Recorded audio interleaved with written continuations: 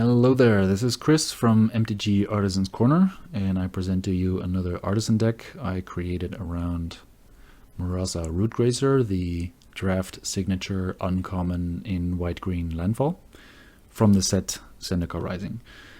For those who don't know, Artisan is common and uncommon only, just like Pauper, but with a bit more wiggle room.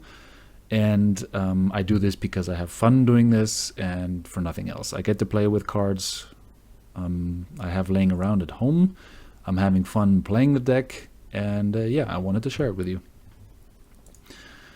Yeah, deck. Murasa is, like I said, the draft uncommon for the landfall mechanic. It's a vigilance creature that you can tap for putting a basic land from your hand to the battlefield, or vice versa. You get to tap it, return a land, basic, to your hand for future landfall triggers.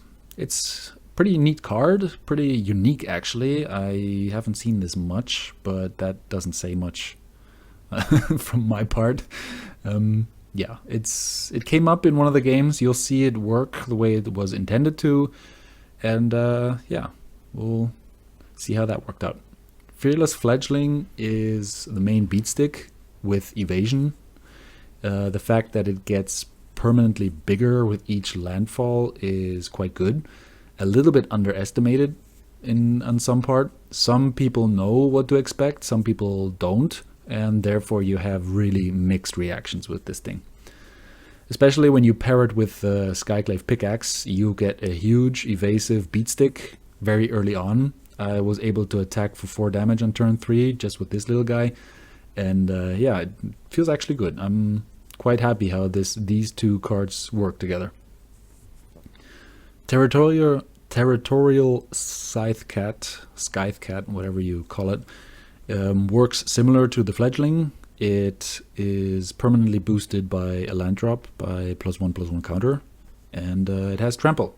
And same thing, if you pair it and boost it with Skyclave Pickaxe, you get a huge beatstick, which is fun.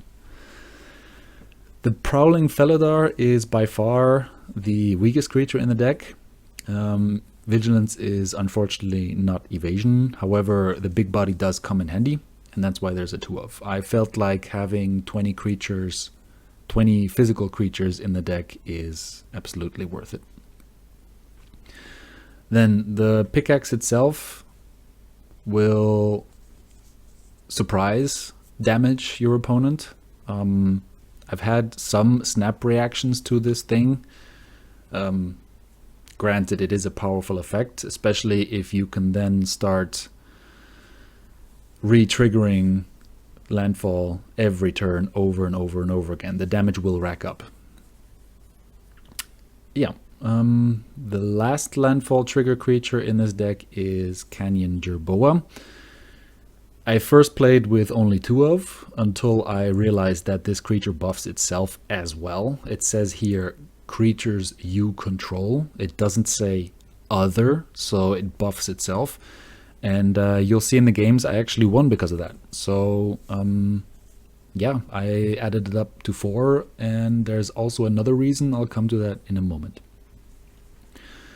Sajiri Shelter and the Tangled Florahedron, they all serve triple duty actually in this deck.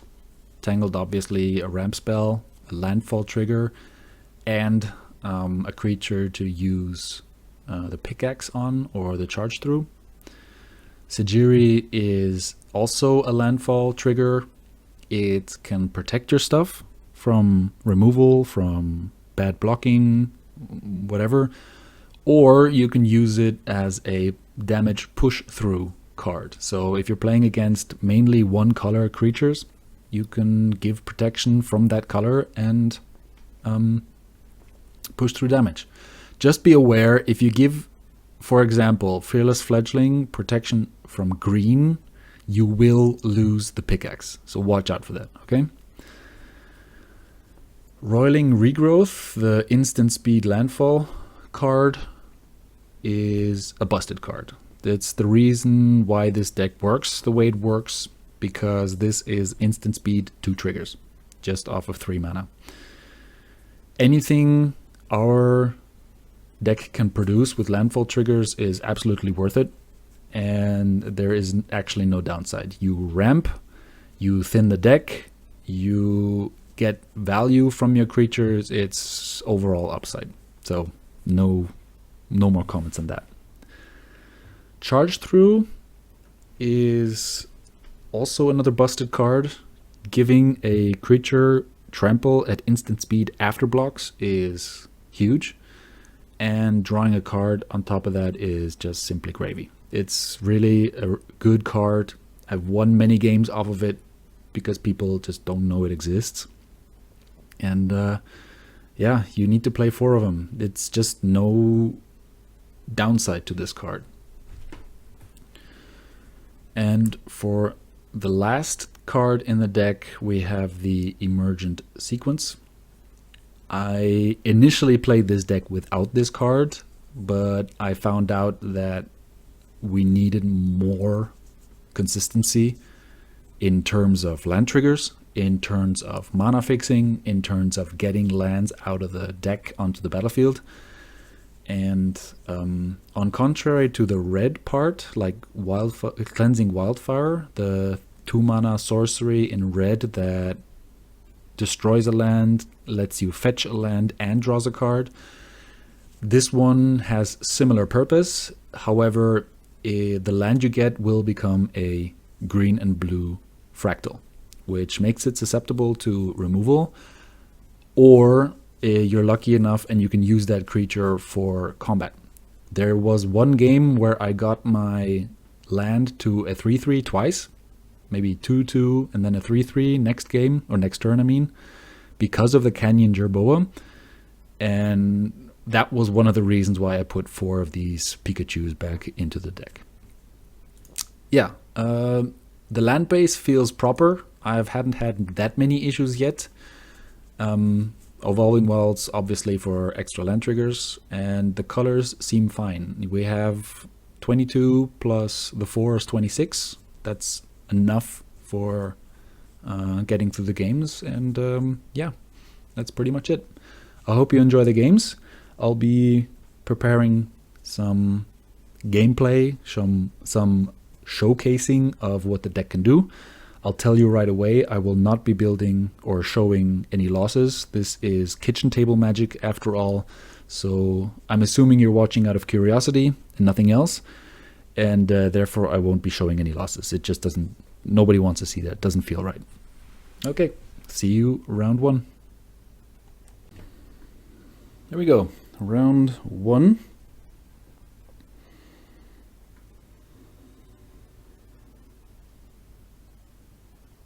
We got damage out of nowhere. We can fetch for a white. We have Canyon Jerboa that goes well, but no proper land drops. We have enough creatures to... There we go, land drop. Just what we needed. So let's get a white one. Play the Fledgling.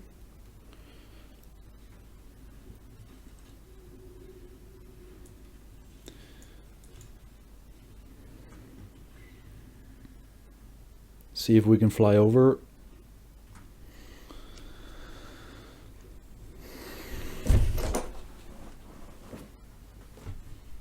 Okay, I think we need to start racing. He doesn't have many cards.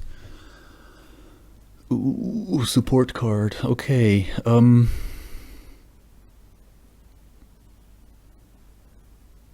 We can go for damage. So let's actually do that and set up future turns, because we need to get the damage down.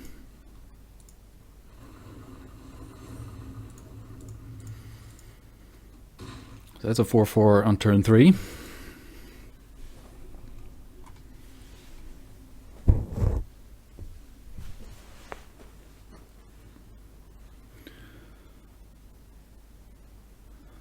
I can race you like this.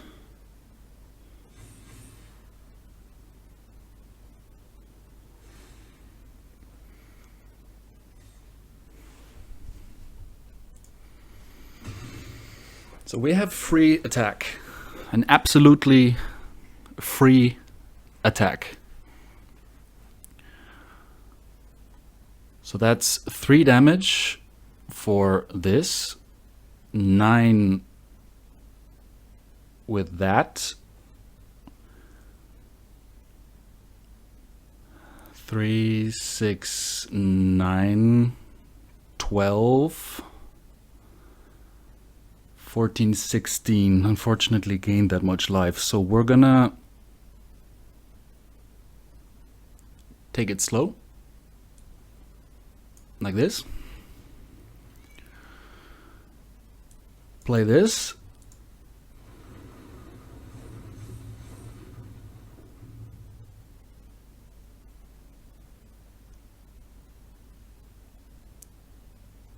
Go to combat.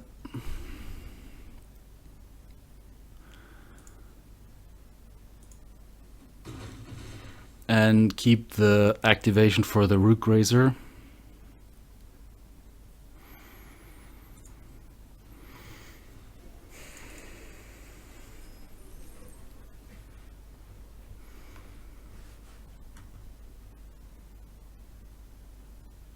You gonna fight me?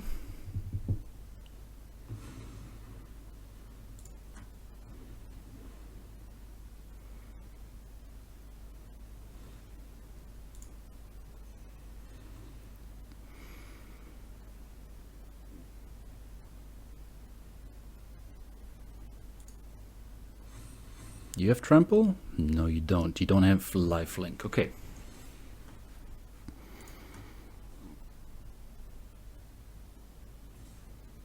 Are you sure? Because I will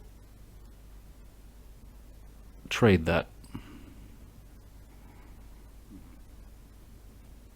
Because I can play the long game. It's 7. I will lose both creatures. It has... Yeah.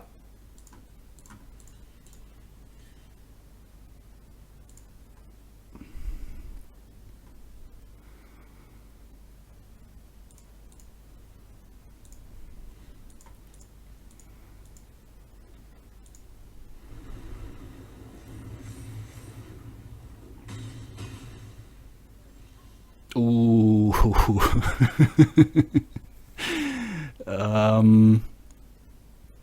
4 per land, 8. So that's 3 damage per land trigger. So that's 7, 10, or 4. Play this one. I think we have it.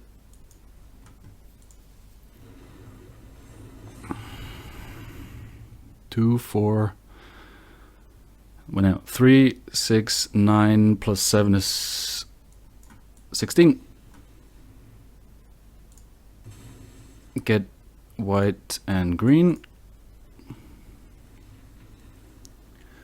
And there we go. 16 damage out of nowhere in the air with 1 creature. This is why the deck exists. On to round 2. Welcome to the second showcase.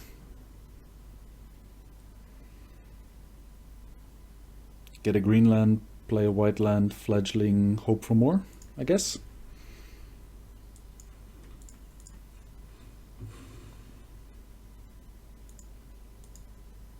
Come on. There we go. Don't know what was that there. Yep. Okay. Still gonna go for the fledgling, because that's gonna get big pretty fast.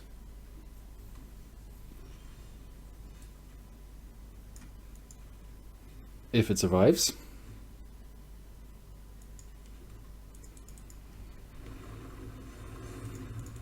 There we go. Another 4 power on turn 3.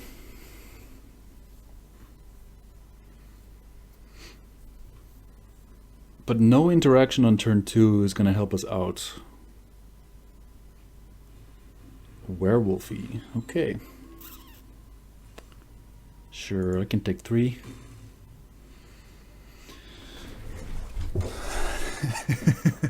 Okay, watch this.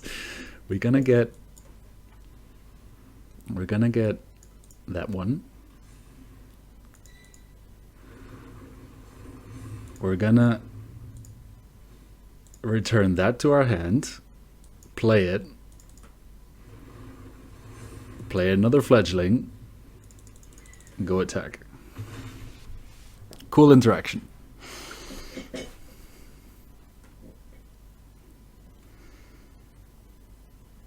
If opponent sees the line, he can kill the Root Grazer, or he should kill the Root Grazer. But many people don't regard this card as an engine. They just regard it as a draft uncommon.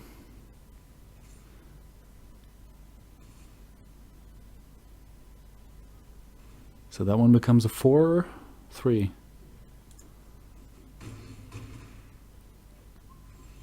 There we go.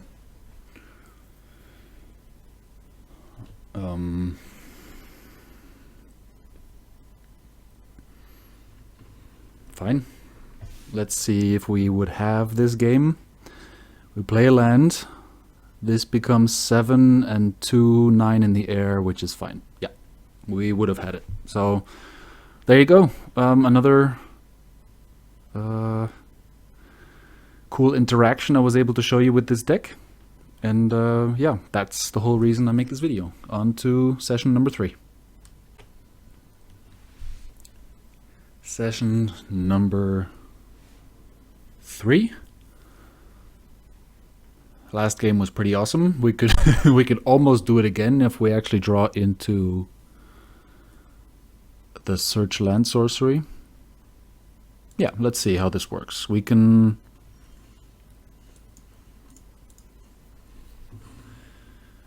replay lands with the Murasa. That's okay. Let's go like this.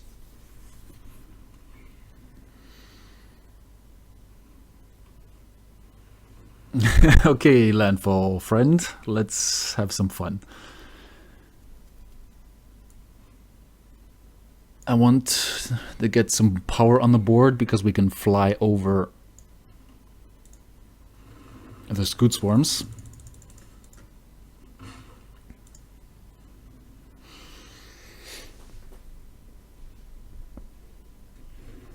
I hope he can't deal with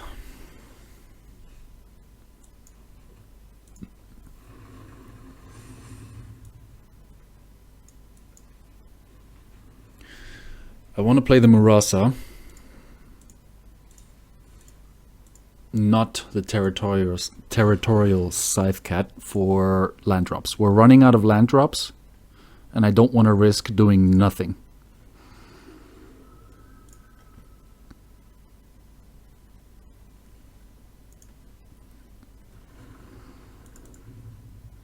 Please, no removal spell.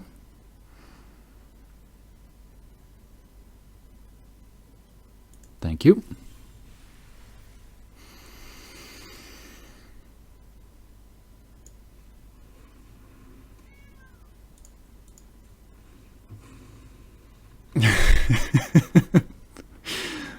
Okay. 4/8.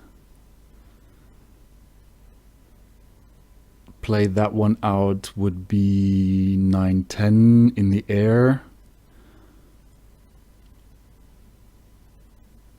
Yeah, if we crack that for a plains, we get a 4/4 and a 4/4, which is 8 total.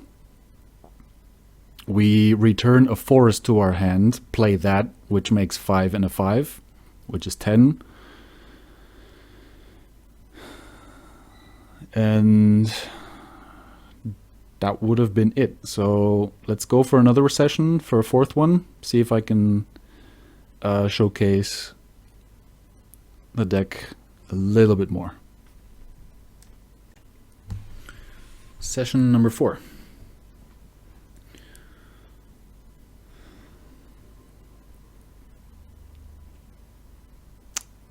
Turn 2 with a pickaxe. Play Tangled Florahedron early to get the 3rd land drop. Yeah, let's draw in some action, and this is looking pretty good. I just played against a Mardu Vampire deck, and after a board wipe, both of us couldn't rebuild for like 3 turns. We were drawing into lands. And then he played this Blood Vial flying 5/6, and I simply had 5 life left. So shame on that, but it was fun. So not all games that I lose are feel bads. Oh, you again. Okay. I think I played this guy a bit before.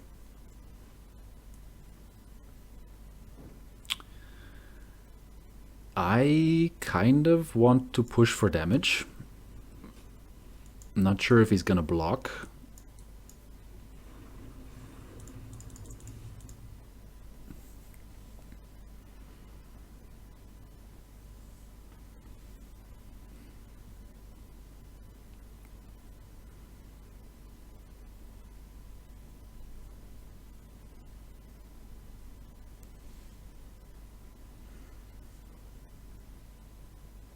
Sure. No use of wasting a land drop there.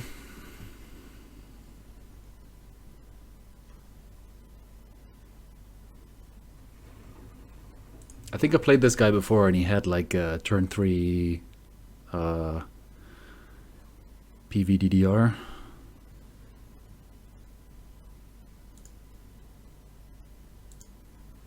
I want more land drops.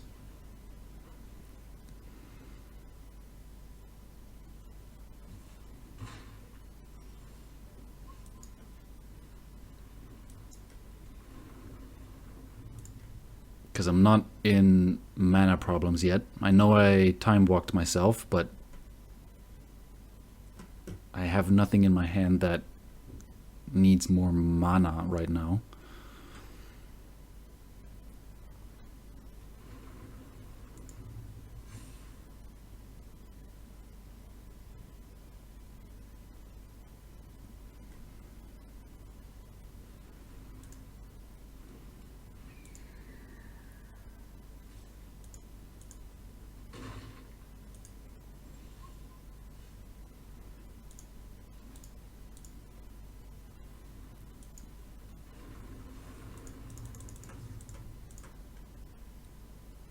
More bounce spells? No.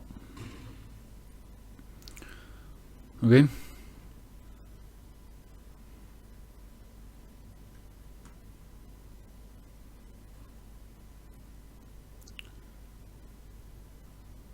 Yeah, another one of those birdies.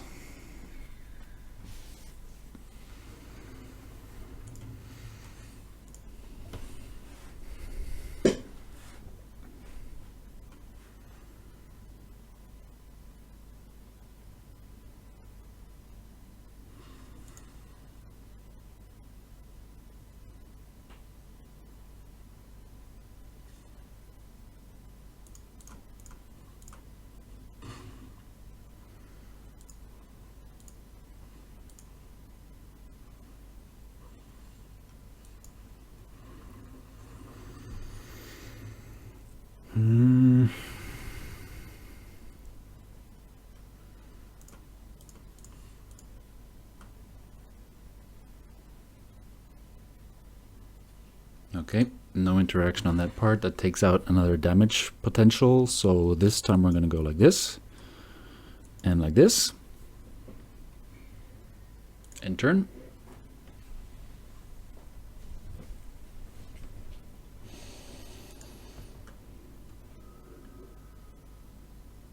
Setting up future land drops.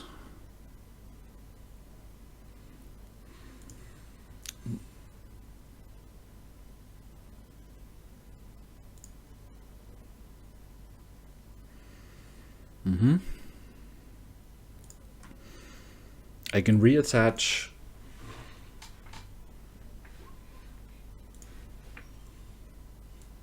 okay, let's he has 2 mana open. I'm assuming it's gonna be a counterspell.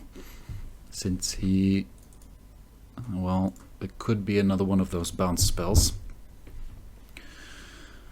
So I'm just gonna try and go for damage and play like this. See what happens.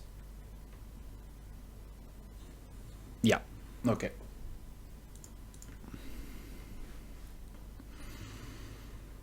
It's fine.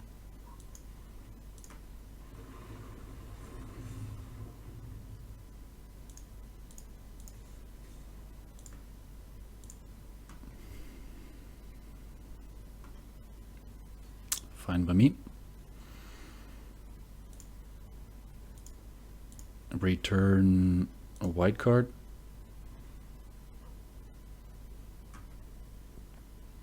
Play the white card.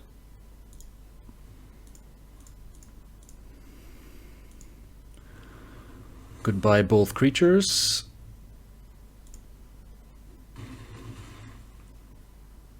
And play this guy. You got a board wipe now, which you probably have. No, you don't. Okay. Okay. Sure.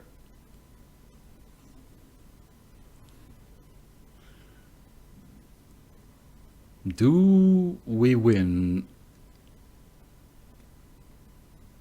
with the trample?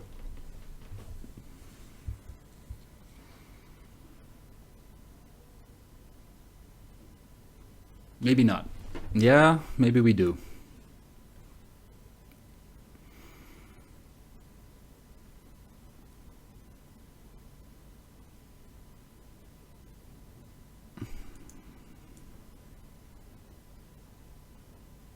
Play this out. Go swinging. See what he does.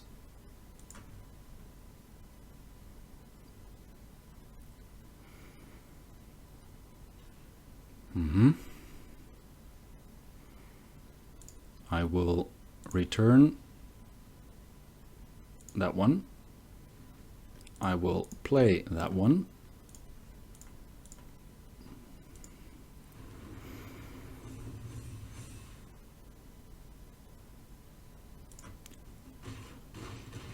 And you are dead.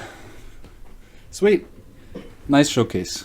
This one was a good game. I'm pretty happy I was able to record this one. Yeah, that's it. I think those 4 games are able to show what is possible with this deck.